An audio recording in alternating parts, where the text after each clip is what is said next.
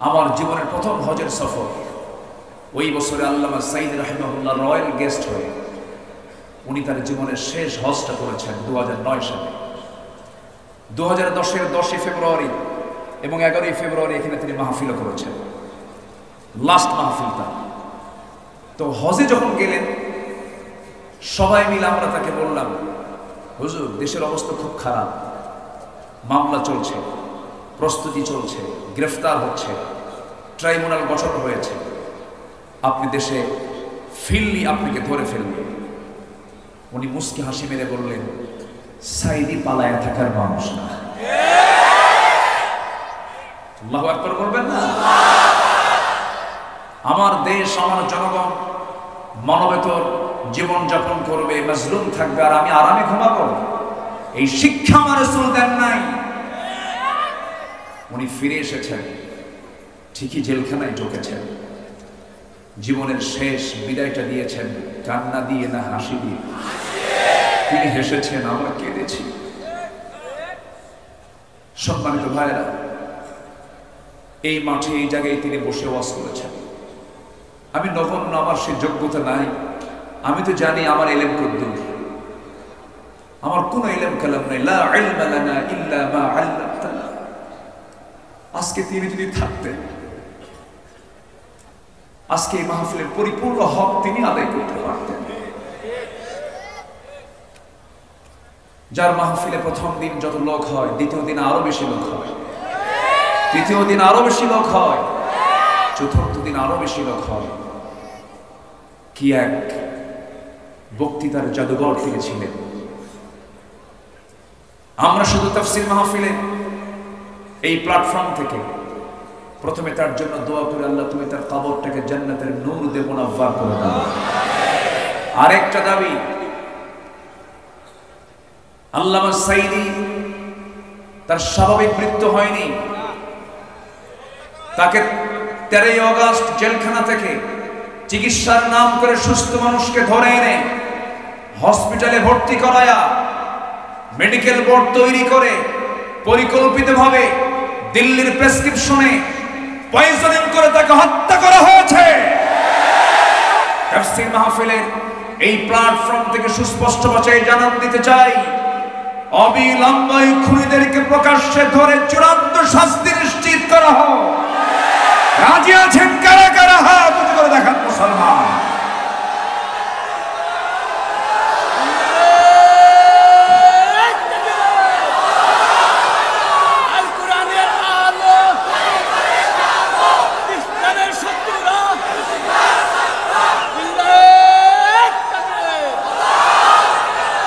আল্লাহ কবুল করুন, জোরে বলি আমিন।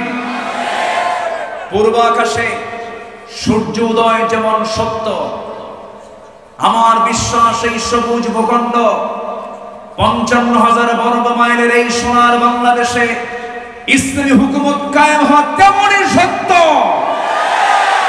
কারণ শহীদের রক্ত এই জমিনে ঝরেছে, এটা হচ্ছে তার বড় ইতিবাচক দিক।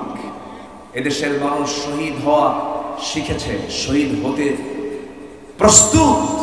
এমন একটি উর্বর জমিন এখন বাংলার জমিন। আলহামদুলিল্লাহ, জোরে বলি আলহামদুলিল্লাহ।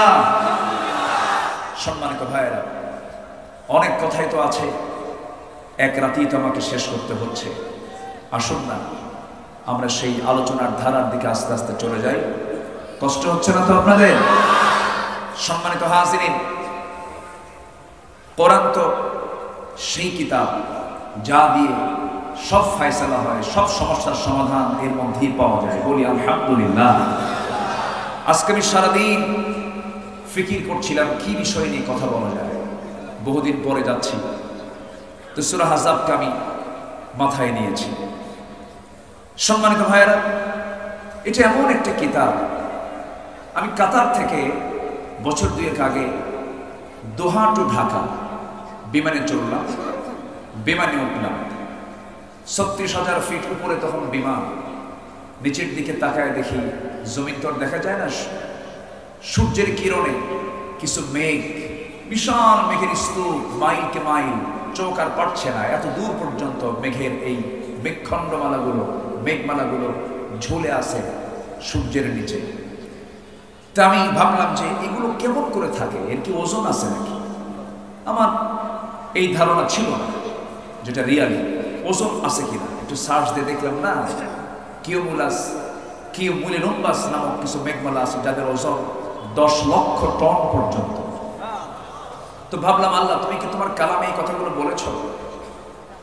আমি একটু চিন্তা করলাম, সূরা রাদের দিকে চলে গেলাম। রাত মানে হলো বজ্রপাত। আল্লাহ রাব্বুল আলামিন এই সূরার 12 নম্বর আয়াতে বলছেন, হুয়াল্লাযী ইউরীকুমুল বারকা খাওফান ওয়া তামআন ওয়া ইউনশিস সাহাবাস সিকাল। জোরে বলুন আল্লাহু আকবার। তিনি বলছেন তিনি সেই মহান রব যিনি আকাশে মেঘমালাকে ঝুলিয়ে রেখেছেন, যে মেঘমালাগুলো ওজনওয়ালা মেঘমালা। আল্লাহ রাব্বুল আলামিন কোন মেঘমালাকে কখনো জমিনে ফেলে দিয়েছেন নাকি? ফেলে দেন নাই। যদি মাঝে মাঝে মেঘমালাগুলো যদি খণ্ড হয়ে যদি ভেঙে পড়তো, মানুষকে বিল্ডিং বানাতো নাকি? মাঝে মাঝে বিশাল বড় দুর্ঘটনা ঘটে যেত। তাহলে এখন বলুন, কোরআন শুধু যদি ধর্মীয় কিতাব হতো, নভমণ্ডল নিয়ে, মেঘমালা নিয়ে, আবহাওয়া বিজ্ঞান নিয়ে, মেটেরোলজিক্যাল সায়েন্স নিয়ে কোরআন কেমনে কথা বলে? কোরআন তো শুধু সাধারণ ধর্মীয় কোনো কিতাব নয়। আমার বন্ধুগণ, একটু মনোযোগ দিন, একটা তথ্য দিই, মূল আলোচনার দিকে আস্তে আস্তে চলে যাব। আমার বন্ধুগণ, আমরা যে স্থলভাগে বসবাস করি, স্থলভাগ বেশি না জলভাগ বেশি? স্থলভাগ না জলভাগ? জলভাগটাই বেশি। আমরা মানে ভূখণ্ডে আমরা আর কতটুকুই থাকি। সবচেয়ে বেশি প্রাণীর বিচরণ হলো সাগরে, সমুদ্রে। একটা হিমালয় সমুদ্রে একদম ইজিলি ঢুকে যাবে, ডুবে যাবে। একটা হিমালয় প্রশান্তে ডুবে যাবে। আল্লাহু আকবার।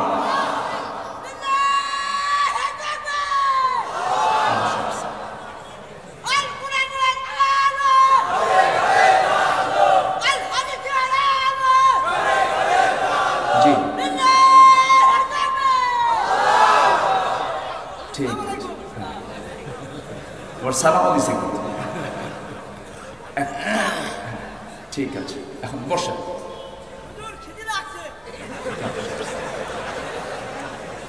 হেমায়তপুর তো কাছেই, তাই না? আচ্ছা ঠিক আছে, জি একটু, হ্যাঁ হ্যাঁ ঠিক আছে, ওকে একটু পাঠায়। আমার সাথে এদের খুব মিল আছে, বুঝলেন? সেদিন এক মাহফিলে এরকম এক অটিস্টিক প্রতিবন্ধী সোজা কেমনে যে টের পাইছে, কেউ দেখতো মানে কেউ দেখেও না। এক প্রতিবন্ধী এসে একদম সোজা মঞ্চে এসে চেয়ারে বসে গেছে। দেখেন না আপনারা? দেখেন না? সবাই হ্যাঁ বসে গেছে। তো যাই হোক, এই প্রতিবন্ধী যারা, তাদেরকে কখনো ধমক দিবেন না, কখনো না। বিশেষ করে প্রতিবন্ধীর বাবা যারা, এই অটিস্টিক এদের যারা বাবা মা, অনেক সময় ধৈর্যের চ্যুতি ঘটে, ধৈর্যের চ্যুতি হয়ে যায়। কখনো না। আল্লাহর মাখলুক, আল্লাহর সৃষ্টি, আপনার জন্য পরীক্ষা, কখনো অসম্মান করা যাবে। সম্মানিত হয়। তাহলে স্থলভাগ বেশি না জলভাগ বেশি? শুধু বেশি না অনেক বেশি? অনেক বেশি।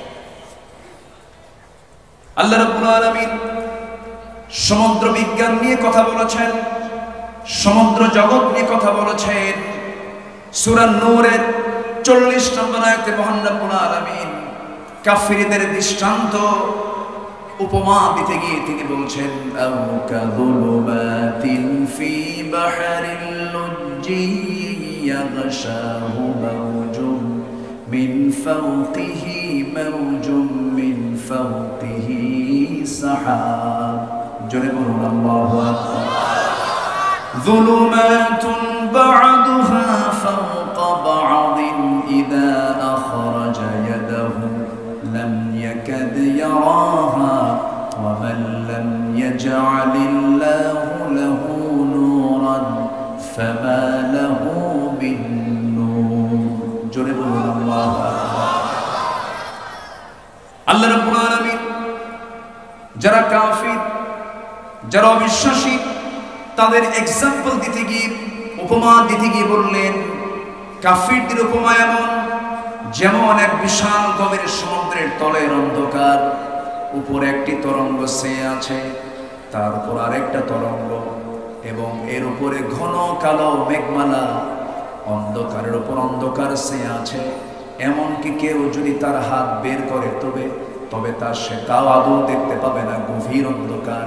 আল্লাহ যাকে আলো দেন, আল্লাহ যাকে আলো দেন না, তার জন্য কোনো আলো নাই। কার কথা? আল্লাহর কথা। কাফিরদের দৃষ্টান্ত দিচ্ছেন সুদূর সমুদ্রের, সাধারণ কোন সমুদ্রের, গভীর সমুদ্র নিয়ে নয়, গভীর সমুদ্রের তলদেশকে নিয়ে আল্লাহ রাব্বুল আলামিন কাফিরদের উপমা দিয়েছেন। এখানে তিনটা বিষয়। নাম্বার 1 হলো আধুনিক বিজ্ঞান অনুযায়ী সমুদ্রের গভীরে প্রতি 15-20 মিটার পর রংধনুর রংগুলো স্তরে স্তরে শোষিত হয়ে 200 মিটার গভীরতায় সমস্ত রং নিঃশেষ হয়ে যায়। আর 1000 মিটার গভীরে দুর্ভেদ্য নিবিড় এক অন্ধকার বিরাজ করে। এতটাই অন্ধকার যে কেউ যদি তার হাত বের করে তবে সে হাত আদৌ দেখতে পাবে না। এই জন্য আল্লাহ রাব্বুল আলামিন সুন্দর করে ওই এক্সাম্পলটাই দিয়েছেন, যুলুমাতুন বা'দুহা ফাওকা বা'দিন ইযা আখরাজা ইয়াদাহু লাম ইয়াকাদ ইয়ারাহা। জোরে বলুন আল্লাহু আকবার। কেমন করে নবীর পক্ষে সম্ভব এমন তথ্য দেওয়া? আরেক জায়গায় বলছেন, এরপরই বলছেন, ইয়াগশাহু মাওজুম মিন ফাওকিহি মাওজুন, এর মাঝেও আরেকটা তরঙ্গ আছে যাকে বিজ্ঞানের ভাষায় বলা হয় ইনার ওয়েভস, যা খালি চোখে দেখা যায় না। কেবলমাত্র পানির লবণাক্ততা এবং ঘনত্বের পার্থক্য পরীক্ষা করেই এর অস্তিত্ব নিরূপণ করা সম্ভব। অথচ এই আশ্চর্য রহস্যময় তথ্য মহান আল্লাহ কোরআনের 1500 বছর আগে বিশ্ববাসীকে জানায় দিয়েছেন। জোরে বলি সুবহানাল্লাহ। আয়াতের শেষ অংশে রাব্বুল আলামিন বলছেন, ومن لم يجعل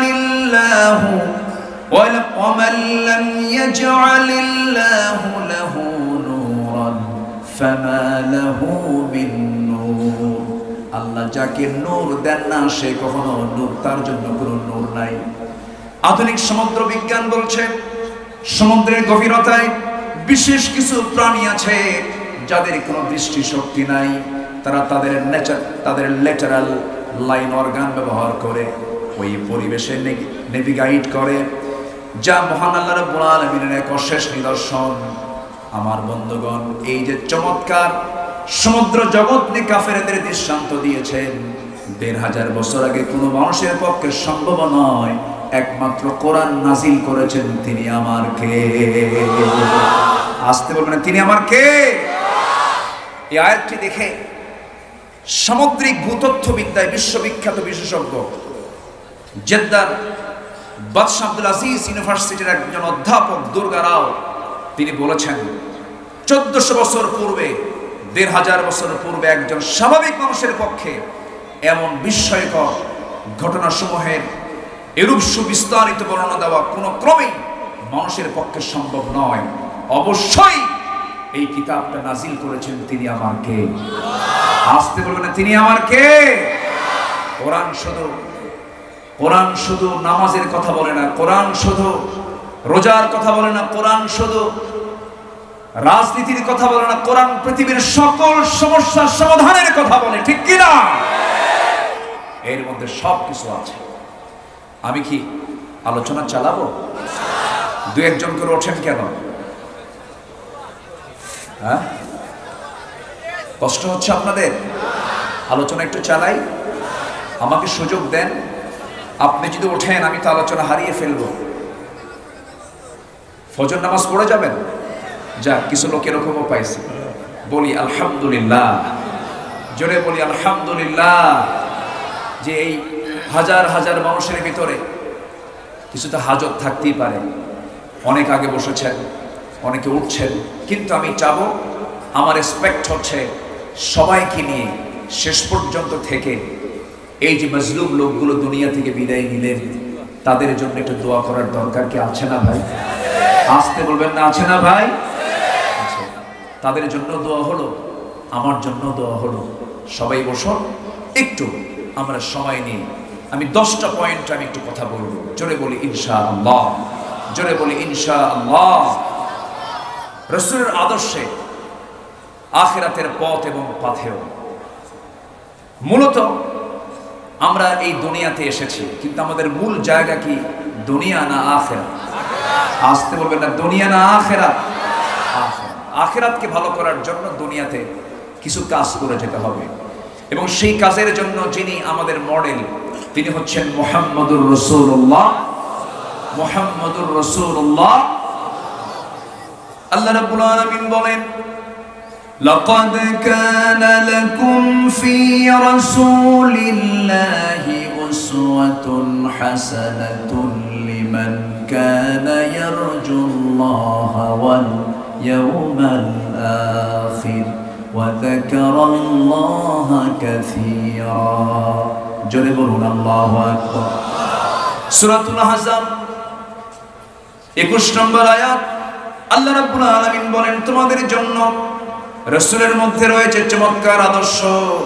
যারা আল্লাহ এবং আখিরাতের প্রতি যারা আশা রাখে, আল্লাহকে যারা বেশি স্মরণ করে, তাদের জন্যই রয়েছে তার মধ্যে আদর্শ। অতএব আদর্শ খোঁজার জন্য 1000 জন খুঁজবো না, একজনকে খুঁজবো। বলেন একজন, তিনি কে? মুহাম্মদুর রাসূলুল্লাহ। মুহাম্মদুর রাসূলুল্লাহ। রাসূল হচ্ছেন আমার মডেল। আমার দেশে নবীকে মডেল না বানায়া অন্য কোন নেতাকে মডেল মনে করে এমন দলও আমার দেশে আছে না নাই? আসতে বলবেন না, আছে না নাই? অনেকে বলে আমি অমোক চেতনায় বিশ্বাসী। এখন তো আবার বিভিন্ন কথা আমাদের কানে আসছে।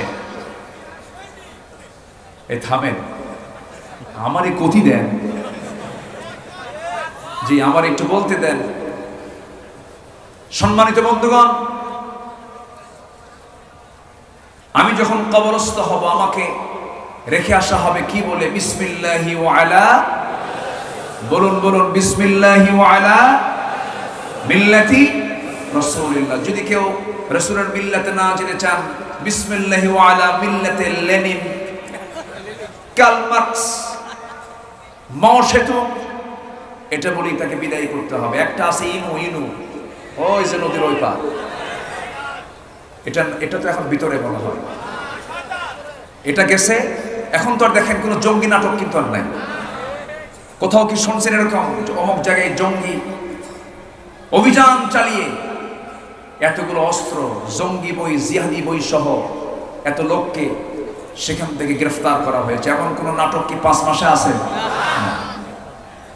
সেই নাটকের নাট্যকারও দেশে নাই, জয়েন্ট যারা নাট্যকার, সহকারী নাট্যকার, তারাও নাই।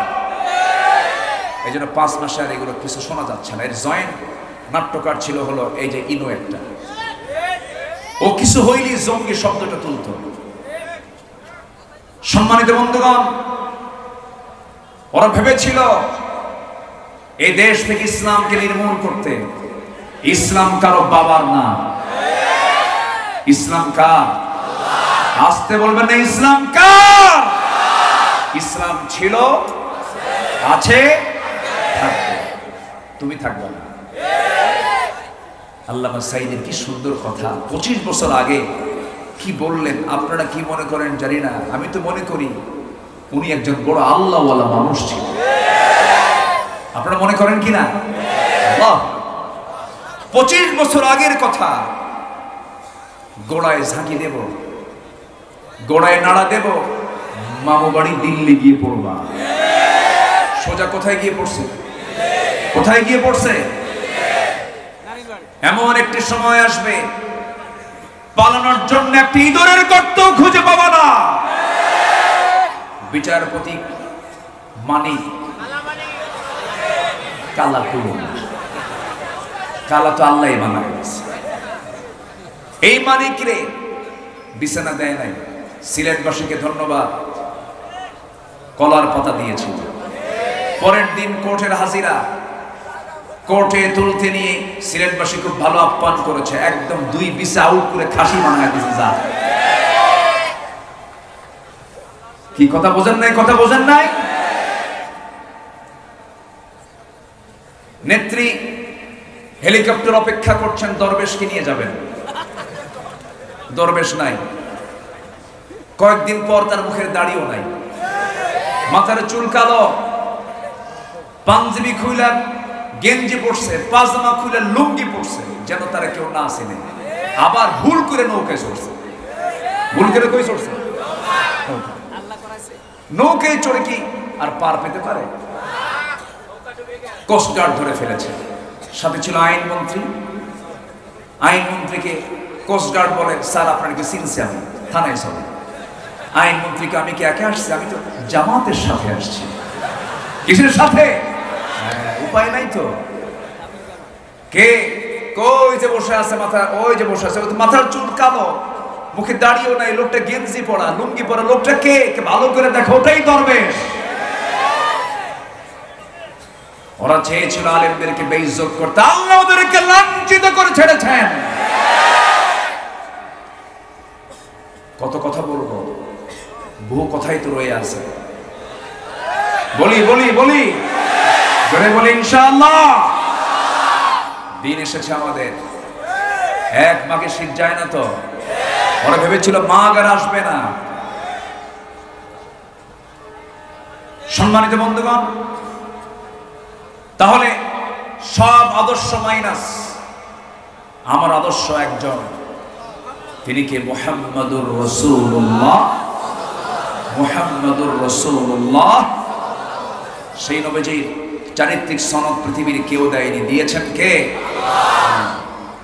আল্লাহ রাব্বুল আলামিন তার চারিত্রিক সনদ নিজে দিয়ে বলছেন, নুন ওয়াল কলমি ওয়া মা ইয়াসতুরুনা মা আনতা বিনি'মাতি রাব্বিকা বিমাজনুন ওয়া ইন্না লাকা লাআজরান গায়রা মামনুন ওয়া ইন্নাকা লাআলা খুলুকিন আযীম। জোরে বলুন আল্লাহু আকবার। কবি বলেন, তিনি ছিলেন যেন সেই মুষলধারা বৃষ্টি, ঝরে পড়ে ধরা মাঝে এক মহাবিশ্বয় সৃষ্টি। তার বিন্দু অঞ্জলিস্কল এক অপার মহাতৃপ্তি, জীবন মরুষিক্ত করে প্রশান্তি ধারার মহাদীপ্তি। জোরে বলে সুবহানাল্লাহ। আমার নবীর চারিত্রিক সনদ পৃথিবীর কেউ দেয় না। রাসূলকে আল্লাহ পাক নিজে তাকে দান করেছেন।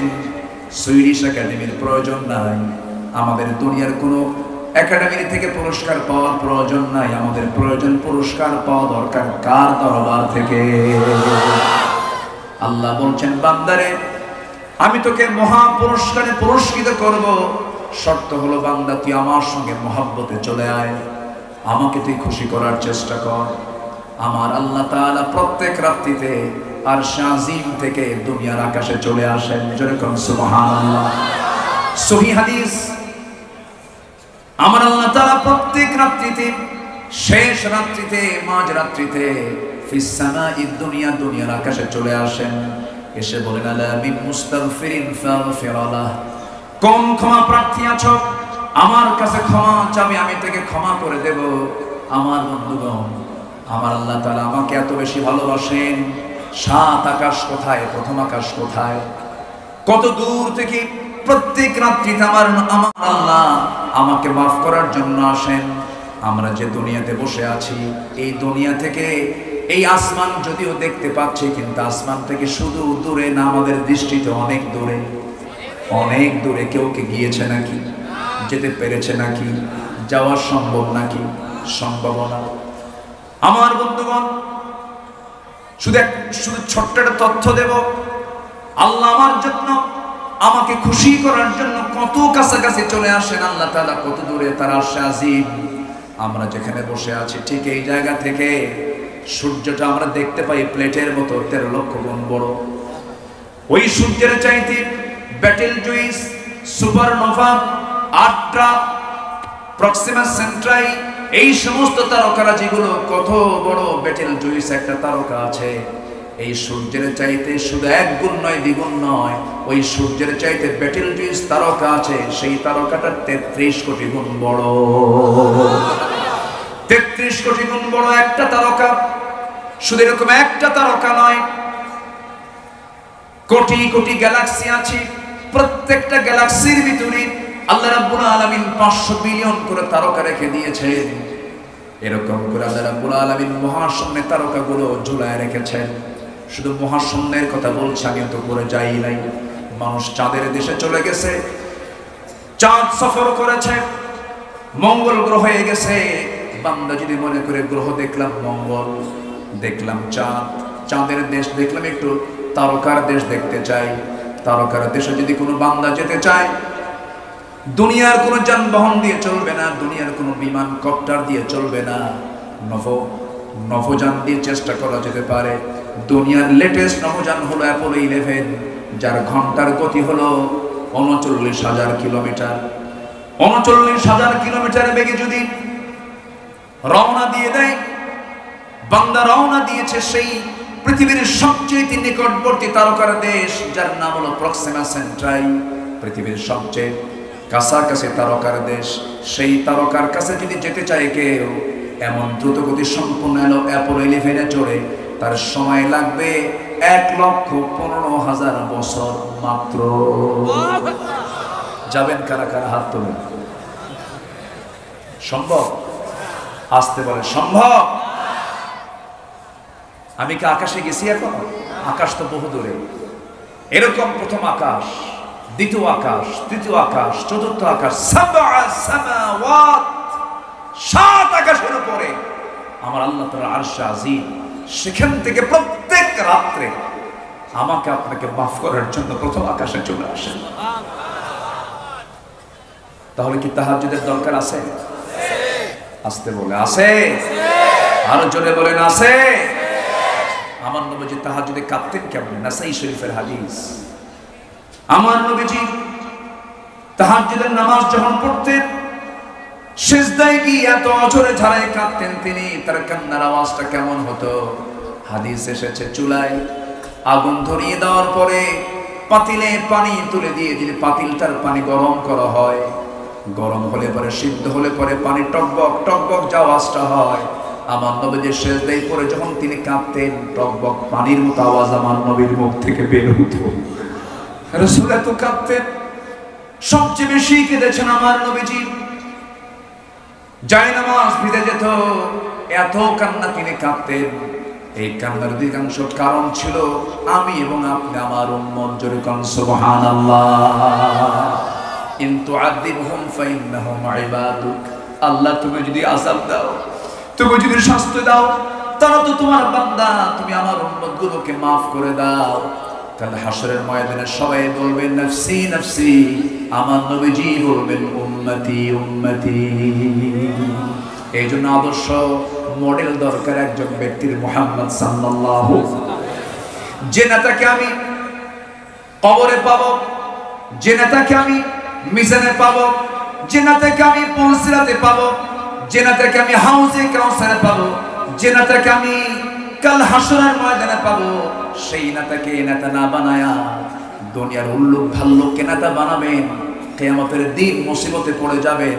অতএব আমার আপনার জন্য আজকে সিদ্ধান্ত হলো, আমরা দল করব নবীর দল, দল করব আল্লাহর দল। সবাই রাজি আছেন? আল্লাহ কবুল করুন, জোরে বলি আমিন। আমার ভাইয়েরা, অনেক লম্বা কথা। রাসূলের আদর্শে আখিরাতের পথ এবং পথেও 10টি পয়েন্ট আমি কথা বলতে চাই। নাম্বার 1 হলো আমার নবীজির যে আদর্শের, যে আখিরাতের পথ এবং পথেও নাম্বার 1 হলো নবীজির ভিতরে তাওহীদের পথে দৃঢ়তা এবং একনিষ্ঠতা ছিল। তাওহীদের পথে তিনি খুব দৃঢ় ছিলেন এবং একনিষ্ঠ ছিলেন। সবাইকে একনিষ্ঠ হওয়ার জন্য তিনি আহ্বান করেছেন। আল্লাহ রাব্বুল আলামিন সূরা হুদের মধ্যে বলছেন, সূরা হুদের 112 নম্বর আয়াত, ফাস্তাকিম কামা উমিরতা ওয়া মান তাবা মাআকা ওয়া লা তাতগাউ ইন্নাহু বিমা তা'মালুনা বাসীর। জোরে বলুন আল্লাহু আকবার।